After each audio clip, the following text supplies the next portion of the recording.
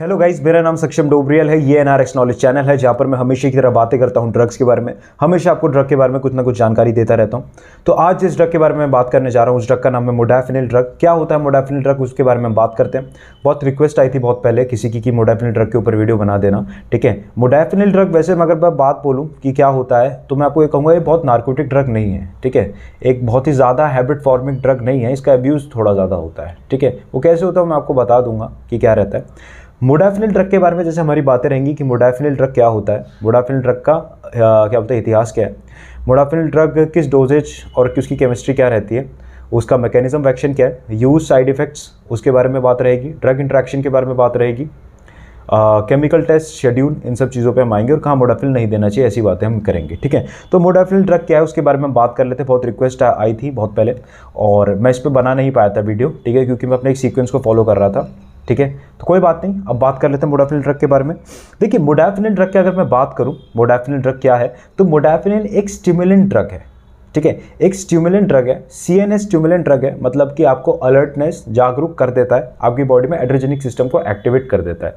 लेकिन stimulant drug से भी पहले अगर मैं बोलूँ कि इसको स्टिमुलेंट ड्रग की अगर क्लासिफिकेशन बनाई जाए तो ये यूजेरोइक्स ड्रग्स कहते हैं इन्हें, यूजेरोइक्स ड्रग्स कहते हैं। ठीक है, EUGEROICS ऐसे कुछ ड्रग्स की इसको टर्म को वहाँ यूज़ करा जाता है। ऐसे कुछ ड्रग्स जो आपको जगाए रखते हैं काफ़ी देर तक, और जैसे अगर आपको कोई ऐसी बीमारी है जिसके अंदर आपको सडन स्लीप अटैक आता है जैसे नार्कोलेप्सी, तो उस जगह पे इसको इस्तेमाल करा जाता है। और ये ड्रग क्या होता है, आपको जगाए रखते हैं काफ़ी देर तक। सिर्फ नार्कोलेप्सी नहीं, बहुत सारी जगहों पे भी इसका इस्तेमाल है, वो मैं आपको आगे बताऊंगा। इसे यूजेरोइक्स कहो या फिर सीएनएस स्टिमुलेंट कहो, बात एक ही है। ठीक है, ये लेस एडिक्टिव है। ठीक है, अगर काम करने के मुकाबले बता दूं कोकेन, एम्फिटामिन, इन सब मॉलिक्यूल से। ठीक है, एक सिंपल मैंने आपको एक बात बताई। ठीक है, इसको न्यूट्रोपिक ड्रग भी कहा जाता है। न्यूट्रोपिक ड्रग वो ड्रग होते हैं जो स्मार्ट बनाते हैं आपको, मतलब आपकी सोचने समझने की शक्ति जो होती है या आपकी लर्निंग कैपेसिटी, किसी चीज़ को आप याद रख पाते हैं उस चीज़ को बढ़ा देते हैं, ऐसा भी इसको माना जाता है।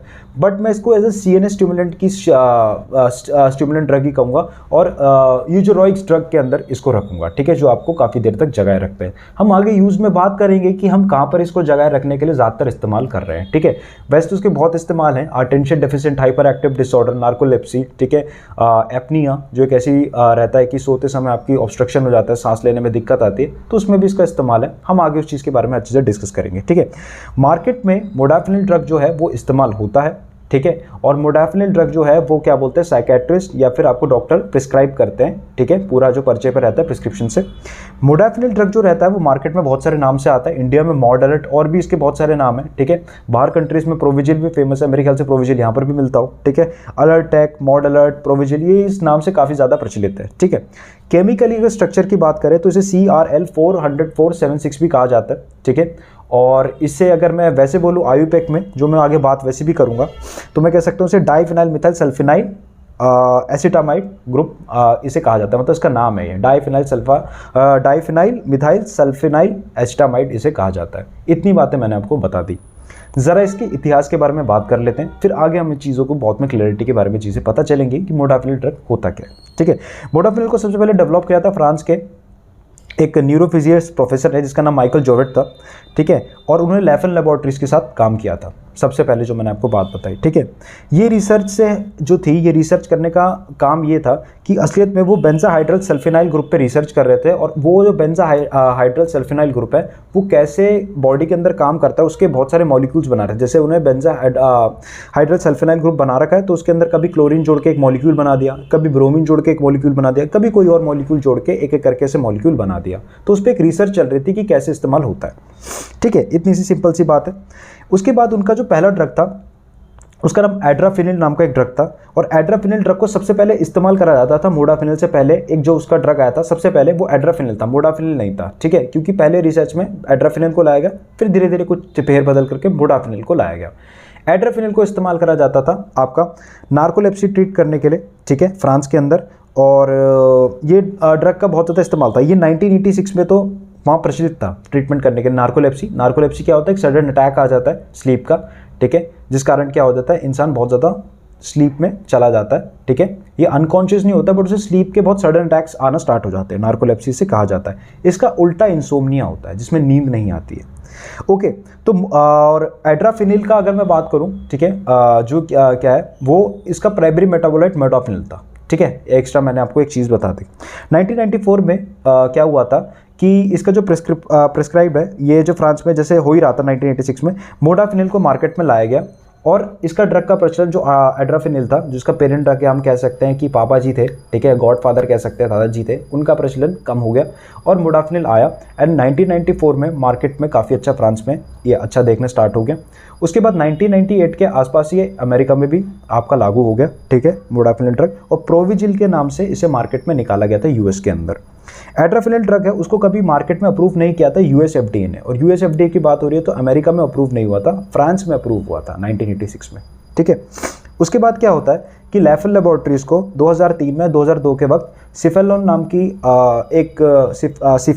की एक कंपनी थी, उसने उसके सारे राइट्स ना बाय कर लिए इस कंपनी के, इस ड्रग को बनाने के, तो सिफेलोन के अंडर आ गया मोडाफिनिल ड्रग का पूरा बनाने का, ठीक है। और 2001 में ऐसे करके उन्होंने इसके ऊपर और थोड़ी फेरबदल की।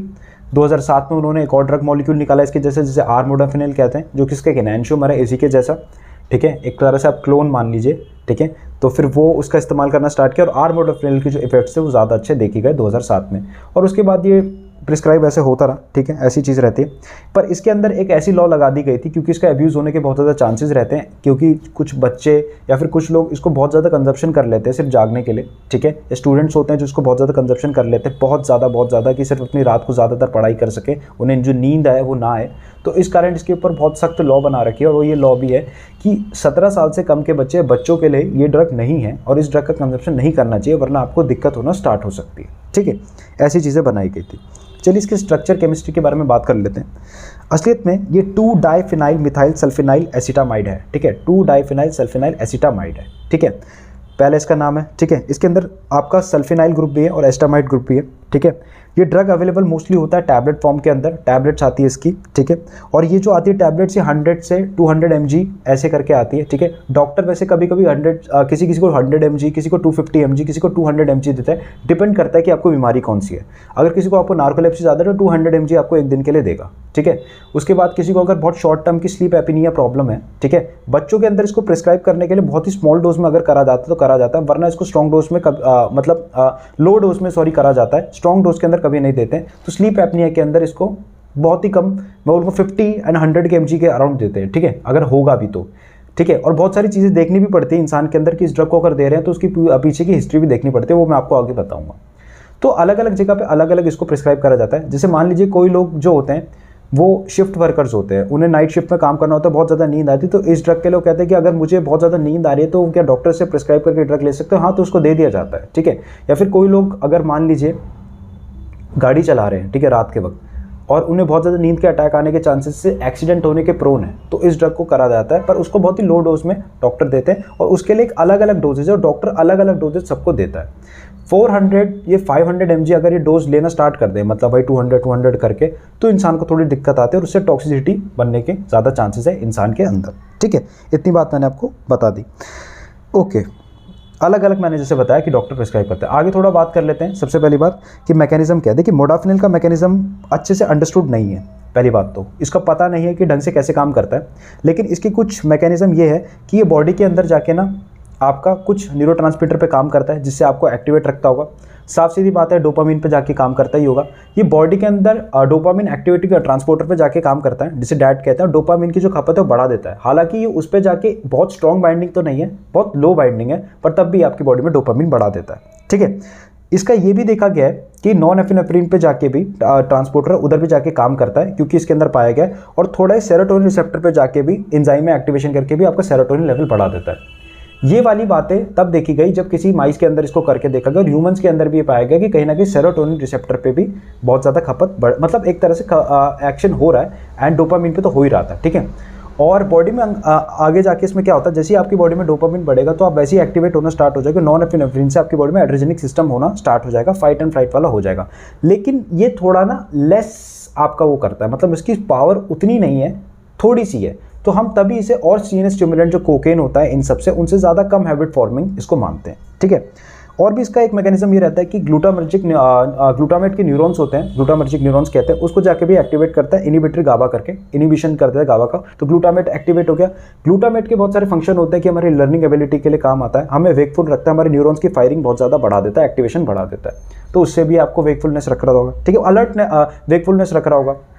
एक और मैकेनिज्म एक्शन ये भी कहता है कि मतलब जो दूसरा मैकेनिज्म एक्शन है वो है कि ऑरिक्सिन रिसेप्टर पे जाके काम करता है, ऑरिक्सिन रिसेप्टर को जाके एक्टिवेट कर देता है। ऑरिक्सिन क्या होता है? एक न्यूरोपेप्टाइड हार्मोन है जो बॉडी के अंदर हमारी स्लीप साइकिल रहती है, जैसे मेलेटोनिन रहता है, उसको एक फॉर्मेशन में रखता है, एक पैटर्न में रखता है। ऑरिक्सिन का काम सिर्फ स्लीप साइकिल के लिए भी नहीं होता है, ऑरिक्सिन बॉडी के अंदर हाइपोक्रेटिन, अगर हमें बोलो और भी जैसे जो हार्मोन्स रहते हैं इंक्रेटिन ऐसे करके, ये हमारी जैसे हमें भूख लगने जैसे होता है ना कि हमें तलब लग रही है, भूख लगनी है कुछ खाने की, उसको भी कंट्रोल करके रखता है। ऑरिक्सिन रिसेप्टर की दवाइयाँ भी आती है जैसे कि स्यूरवेक्सेंट, ये सब दवाइयाँ आते हैं, ये ऑरिक्सिन रिसेप्टर को ही बंद कर देती है, जिससे इंसान को क्या होता है, नींद आती है, और ये दवाइयाँ प्रिस्क्राइब करी जाती है इंसोम्निया में। यहाँ पर ये ऑरिक्सिन रिसेप्टर को एक्टिवेट कर देता है, जिससे इंसान में क्या हो जाता है, वेकफुलनेस आना स्टार्ट हो जाती है। डोपामीन के बारे में बात करूँ, एक से मैं थोड़ी गलत बोल दी थी हल्की सी। डोपामीन की बात करूँ, नॉन एपिनेफ्रिन की बात करूँ, हिस्टामिन को भी बढ़ाता है ये, हिस्टामिन इंक्रीज करके, जिससे नेट रिजल्ट क्या होता है, इंसान के अंदर क्या हो जाता है, अलर्टनेस बढ़ जाती है, कोई भी चीज़ की अलर्टनेस बढ़ जाती है, वो थोड़ा सा जागरूक हो जाता है। लेकिन इंसान को काफ़ी देर तक जगाए रखने के लिए ऐसा बोला जाता है कि ऑरिक्सिन रिसेप्टर को जाके ये एक्टिवेट करता है, और ऑरिक्सिन रिसेप्टर आपका लेटरल हाइपोथैलेमस में प्रेजेंट होता है, ये काम करता है आपकी हंगर को, भूख लगने को, और साथ ही साथ आपकी स्लीप साइकिल पे इसका रहता है। एक्टिवेशन करने पे आप काफ़ी देर तक जाग सकते हो, बंद करने पे आपको नींद आना स्टार्ट हो जाएगी। मैंने दवाई का नाम बता दिया, ऑरिक्सिन रिसेप्टर एंटागोनिज्म, सूरवेक्सेंट आती है एक दवाई, ठीक है, वो बोथ ऑरिक्सिन 1 और 2 रिसेप्टर को बंद करता है। इसके अंदर भी 2 भाग होते हैं, ऑरिक्सिन 1 और ऑरिक्सिन 2, इसको ORX1 और ORX2 भी कहा जाता है, ठीक है, इतनी बात समझ आ गई। तो ऐसे कुछ थ्योरी से बोला जाता है कि मोडाफिलिन बॉडी के अंदर एक्टिवेशन करता है। तो जब ऐसी चीज़ों की एक्टिवेशन होगी तो इंसान के अंदर अलर्टनेस तो जाग जाएगी, वो अलर्ट हो जाएगा, एकदम जागरूक हो जाएगा, साथ ही साथ क्या है, वो काफ़ी देर तक जागना भी स्टार्ट कर देगा, और उसे जो नींद है वो बिल्कुल ही चली जाएगी, ठीक है। और इंसान को ऐसा लगेगा जैसे कि रात के टाइम भी नॉर्मली सुबह ही हुई है और वो एकदम से काम कर रहा है, एक नॉर्मल चीज़ उसके लिए चल रही है, जैसे वो अभी अभी उठा है, ऐसा लगता है। लेकिन ऐसा भी देखा गया कई रिसर्च में, मैंने अभी पढ़ा था कि ये अल्फा-1 एगोनिस्ट भी है, पार्शियल मतलब आधा है, उसके अल्फा-1 रिसेप्टर एड्रेनर्जिक रिसेप्टर रहते हैं, तो वहाँ पर जाके भी इसका एक्शन है, और उधर भी जाके भी एक्टिवेट करता है। एक जगह ये भी लिखी थी कि ऑरिक्सिन रिसेप्टर को अगर ये एक्टिवेट भी ना करे ना, तो ऑरिक्सिन रिसेप्टर को बिना एक्टिवेट करे भी इसके अंदर ऐसी मोडाफिलिन के अंदर टेंडेंसीज है कि आपको तब भी जगाए रख रहा है, ठीक है। तो ऑरिक्सिन रिसेप्टर का होना ना होने से भी तब भी आपकी बॉडी में आपको जगाए रख रहा है काफ़ी देर तक, ऐसा कई रिसर्च पे मैंने ऐसा देखा था। फुल्ली अगर मैं बात करूँ उसका मैकेनिज्म एक्शन अंडरस्टूड नहीं है, मैं कह सकता हूँ न्यूरोट्रांसमीटर की थोड़ी खपत बढ़ा देता होगा, ऑरिक्सिन रिसेप्टर पे हल्का फुल्का इसका काम होगा, ठीक है। इसका एक्शन उन रिसेप्टर पे जाके बहुत स्ट्रॉन्ग नहीं है, लेस ही है, बट उस थोड़े से भी इंसान को एक ऐसा मेडिसिनल यूज दे पा रहा है, ठीक है। आगे बात कर लेते हैं इसके बारे में। बॉडी के अंदर ये मेटाबोलाइट, अगर मैं बोलूँ मेटाबॉलिज्म, वो लिवर के अंदर होता है, ठीक है, 90%। मोडाफिलिन जो है वो बॉडी के अंदर जैसी जाएगा मोडाफिलिन एसिड बनाएगा, ठीक है, और बॉडी के अंदर बहुत सारी इंजाइम से ये आपका मेटाबोलाइज होता है, जैसे कि CYP-A12, ठीक है, साइटोक्रोम, और A12 जो होती है इनकी स्पेक्ट्रोफोटोमेट्रिक वो होती है, क्या बोलते हैं, जैसे जो लाइट होती है इंजाइम के अंदर, तो उसको डिटेक्ट करने के लिए नंबर्स होते हैं, ठीक है, CYP236, CYP269, CYP3A5, ठीक है, इन इंजाइम से मेटाबोलाइज होता है, अलग अलग इंजाइम से भी इसका रहता है, ठीक है। इसकी बात ये भी है कि बहुत ही कम डोज के अंदर भी बॉडी के अंदर काफ़ी देर तक काम करता है, कम से कम 11 घंटे तो बॉडी के अंदर रहेगा, 12 से 15 घंटे इसकी हाफ लाइफ रहती है, ठीक है, काफ़ी देर तक स्मॉल डोज में भी बॉडी के अंदर एक काफ़ी देर तक रहता है। तो बॉडी के अंदर जैसे मैंने बताया ऐसी चीज़ें रहती हैं, रीनल की किडनी के थ्रू एक्सक्रीट आउट होकर बॉडी से निकल जाएगा। लेकिन इसके साइड इफेक्ट्स क्या होंगे, क्योंकि ये नॉर्मल है, ये कोई बहुत नार्कोटिक ड्रग नहीं है, इससे कोई नशा नहीं हो रहा है, लेकिन बहुत ज़्यादा कंजप्शन करने पे बहुत ज़्यादा, क्योंकि इसका एडिक्शन अगर मैं लाइबिलिटी बोलूँ बहुत ज़्यादा नहीं है, ये मेडिसिनल यूज ड्रग है और ये नार्कोटिक ड्रग भी नहीं है। और ये वीडियो किसी चीज़ के ऊपर थी तो मैंने इसलिए बना दी, साथ ही साथ जब मैंने अपना प्रोजेक्ट बनाया था अपने B.Pharm में, तो मैंने इस कारण भी इसी के ऊपर था, ठीक है, वो इस चीज़ पे था कि मोडाफिलिन कहाँ मिलती है देहरादून के ऊपर, कौन कौन सी फार्मास्यूटिकल शॉप्स है जो मतलब जो रहती हैं ड्रगिस्ट शॉप वो बेचती हैं, ठीक है, तो उसके ऊपर बनाई थी, तो मैंने ये वीडियो बना दी, ठीक है। अलर्टनेस में क्या होगा, जैसे मैं अलर्टनेस बोल रहा हूँ कि साइड इफेक्ट क्या होगा, जैसे कि बॉडी में क्या होगा, शुरुआत मैंने बताया अलर्टनेस इससे बढ़ जाएगी, लेकिन साइड इफेक्ट्स क्या होंगे, आपको एलर्जी होने के बहुत ज़्यादा चांसेस है। ऐसा क्यों है, क्योंकि इसके अंदर सल्फर है, सल्फर गंधक होता है, गंधक का काम क्या होता है, अगर आप भारी उस पर लगाओगे तो आपकी बॉडी में एंटी माइक्रोबियल काम करता है। गंधक बॉडी में जब ज़्यादा कंसंट्रेशन में हो जाता है तो एलर्जी कॉज भी कर देता है, ठीक है। सल्फिनाइल ग्रुप, जो भी ड्रग के अंदर मॉलिक्यूल के अंदर सल्फिनाइल ग्रुप होंगे, इसको छोड़ के इसको भी छोड़ के बहुत सारे सल्फास्टामाइड ऐसे ड्रग आते हैं एंटी माइक्रोबियल। उन ड्रग में भी क्या होता है, स्किन रैश होने के चांसेस है। और बहुत ज़्यादा लोग क्या हो सकता है कि मोडाफिल ड्रग ऐसी खा रहे हैं, उन्हें पता नहीं कि हो सकता है उन्हें मोडाफिल ड्रग से एलर्जी भी हो, ठीक है। ज़्यादा यूज़ करने पे एलर्जी सबको होना स्टार्ट भी हो सकती है, ठीक है। बीपी इंक्रीज कर देगा, स्टमक में अपसेट होगा, एसिडिटी हो सकती है, आपको जेरोस्टोमिया हो सकता है, आपका जो माउथ है उसमें क्या होगा, ड्राइनेस आना स्टार्ट हो जाएगी, ठीक है। आपकी नोज़, आपको क्या होगा, जैसे जुकाम टाइप ऐसे लग सकता है, ठीक है। उसके बाद कन्फ्यूजन हो सकती है, ऐसी ऐसी चीज़ें हो सकती है ज़्यादा इसको कंजप्शन करने पे। बहुत बहुत बहुत बहुत ज़्यादा करने पे आपको हेल्यूसिनेशन भी हो सकती है, ठीक है। बहुत ज़्यादा कंज्यूम, 400-500 mg खाए जा रहे हैं तो आपको दिक्कत हो सकती है, और हेल्यूसिनेशन में आपको भ्रम होने के ज़्यादा चांसेस हो सकते हैं, ठीक है। और ऐसी ऐसी चीज़ें आपको देखने को मिलेगी। अगर किसी ने इसका ओवरडोज कर दिया, वैसे तो इसने बहुत ज़्यादा रिपोर्ट नहीं आई, इसका कोई एंटीडोट अवेलेबल नहीं है, तो ओवरडोज के अंदर भी इंसान अनकॉन्शियस हो जाएगा, उसे मिर्गी आने के ज़्यादा चांसेस है। साथ ही साथ वो हेल्यूसिनेट भी कर सकता है बहुत ज़्यादा, ठीक है, भ्रम हो सकता है, और उसका बीपी बहुत ज़्यादा बढ़ सकता है, रेस्पिरेटरी डिप्रेशन हो सकता है, ऑर्गन फेलियर होने के चांसेस है। ऐसे टाइम पे डॉक्टर के पास जितना जल्दी हो सके उसको ले जाए, वो उसका ट्रीटमेंट करेगा, ठीक है। ट्रीटमेंट कर सकते हैं, क्योर नहीं, क्योंकि इसका एंटीडोट अवेलेबल नहीं है, तो उसका ट्रीटमेंट करेगा जो नॉर्मल आपके ट्रीटमेंट करने की चीज़ें रहती हैं, ठीक है। मैं इसमें ज़्यादा बातें नहीं करूँगा, ठीक है। उसके बाद इसका इस्तेमाल क्या है, देखिए इस्तेमाल इसके बहुत सारे, ठीक है। अगर मैं बात करूँ स्लीप एपनिया, स्लीप एपनिया का मतलब है कि कभी कभी जब हम सो रहे होते हैं तो किसी किसी लोगों को ना ऑब्स्ट्रक्शन होता है अपने विंड पाइप्स में, जिस कारण उन्हें सांस लेने में दिक्कत आती है, और बहुत ज़्यादा चांसेस होते हैं कोलैप्स होने से उनकी मौत हो सकती है। तो स्लीप एपनिया में इसका इस्तेमाल करा जाता है, बच्चों में भी रहता है पर एक डोज पे देख के करा जाता है, ठीक है। नार्कोलेप्सी मैंने बताया, एक सडन अटैक होता है, स्लीप अटैक होता है, उसके अंदर इसको इस्तेमाल करा जाता है, ठीक है। कोकेन एडिक्शन में इसका इस्तेमाल करा जाता है, क्योंकि ये स्टिमुलेंट ड्रग है, उतना स्टिमुलेंट ड्रग पावरफुल नहीं है कोकेन की तरह, लेकिन जो लोग कोकेन के आदी हो चुके हैं उनकी ड्रग एडिक्शन प्रॉब्लम के लिए ड्रग इस्तेमाल करा जाता है, ठीक है। ताकि उनकी बॉडी को कहीं ना कहीं ऐसा कि वो मिले कि थोड़ा स्टिमुलेंट मिल रहा है, तो बॉडी में कहीं ना कहीं उनकी जो क्रेव है, मतलब तलब है, वो कम से कम हो। कोकेन एडिक्शन में भी इसका इस्तेमाल होता है, ठीक है। जो रात को शिफ्ट वर्कर्स काम करते हैं या फिर काफ़ी देर तक उनकी शिफ्ट होती है, उनको नींद आ रही होती है, उनको जागते हुए काम करना होता है, तो उधर भी ड्रग बहुत ज़्यादा इस्तेमाल होता है, ठीक है। शिफ्ट वर्कर डिसऑर्डर भी हो जाता है किसी किसी लोगों को, बहुत ज़्यादा शिफ्ट करने के बाद बहुत ज़्यादा नींद आती है, शिफ्ट वर्कर डिसऑर्डर कहते हैं, उधर भी जाके काम करता है, जैसा मैंने आपको बताया। ऐसा भी इस्तेमाल कर सकते हैं, कोई लोग गाड़ी चला रहे हो, बहुत ही इमरजेंसी में ऐसा हो कि गाड़ी चलानी है और बहुत ज़्यादा नींद आ रही है और बाई चांस उन्हें चांसेस है कि मैं एक्सीडेंट कर सकता हूँ, प्रोन हूँ, तो इस ड्रग को इस्तेमाल कर सकते हैं, ठीक है, बहुत कम डोज में। ADHD में इसका इस्तेमाल था, attention deficient hyper active disorder, अति चंचलता, ये बच्चों में देखी जाती है, वैसे धीरे धीरे सब में होती है पहले उसमें, पर किसी किसी में फिर ये बच्चे से भी चाइल्डहुड तक चलती रहती है, तो इसे attention deficient hyper active disorder कहते हैं। बहुत ज़्यादा एनर्जी में रहते हैं, ठीक है, एक जगह फोकस नहीं होता है, ठीक है। Attention deficient hyperkinetic hyperactive disorder, कुछ भी कहो, एक ही चीज़ होती है। वॉर्स में भी इसका इस्तेमाल होता है, ये ड्रग दे दिया जाता है, कोई अगर कोई जंग लड़ने जा रहा हो बाहर की कंट्रीज़ में, यूएस फ्रांस में ऐसा होता है कि इसको दे दिया जाता है ताकि वो अलर्टनेस और उनको बिल्कुल एक वो ऐसे जागरूक रहे और वॉर के अंदर अपना बहुत ज़्यादा अच्छा परफॉर्म करे, क्योंकि जो लड़ाई होती है, युद्ध होता है, वो काफ़ी देर तक चलता है। तो ऐसा होता है कि बहुत सारे ड्रग्स का इस्तेमाल करा जाता है जो वॉर में इस्तेमाल हो, ठीक है। केमिकल टेस्ट के बारे में, अब बाइपोलर डिसऑर्डर भी है, ठीक है। बाइपोलर डिसऑर्डर में भी अच्छा काम करते हैं, क्योंकि बाइपोलर डिसऑर्डर में बहुत स्ट्रॉन्ग स्लीप के अटैक्स भी होता है, कभी कभी स्ट्रॉन्ग स्लीप भी आती है, तो उसके अंदर भी इसको मेंटेन करा जाता है। किसी को मल्टीपल स्क्लेरोसिस नाम की बीमारी होती है, ठीक है, स्क्लेरोसिस से उससे फैटीग आना स्टार्ट होता है, थकान होती है, तो उसको भी ये हटा देता है, क्योंकि ये ड्रग बहुत ज़्यादा आपका क्या कर रहा है, अलर्टनेस काम कर रहा है और आपकी बॉडी में वेकफुलनेस बढ़ा रहा है, ठीक है। केमिकल टेस्ट बॉडी के अंदर आपका यूरिन, ब्लड टेस्ट इससे डिटेक्ट हो जाता है, नॉर्मल बातें। इसकी कुछ केमिकल टेस्ट के बारे में बात कर लेते हैं। जैसे मार्क्यूस टेस्ट के साथ ये येलो ऑरेंज ब्राउन कलर देगा, मैकीस टेस्ट के साथ ऑरेंज ब्राउन देगा, जो उसका कंफर्म टेस्ट बता रहे हैं, ठीक है। मैंडलिन टेस्ट के साथ ब्राउन रेड कलर देगा, लिबरमैन के साथ डार्क ऑरेंज देगा, फ्रॉड इसके साथ डीप ऑरेंज और रेड कलर आपका देगा, ठीक है। ये कुछ इसके टेस्ट हैं जो आपको मैं बता रहा था, ये कलर जाएंगे तो ये प्रेजेंस बता रहे हैं कि मोडाफिनिल ड्रग है। कुछ मोडाफिनिल ड्रग के बारे में एडिशनल बातें कर लेते हैं।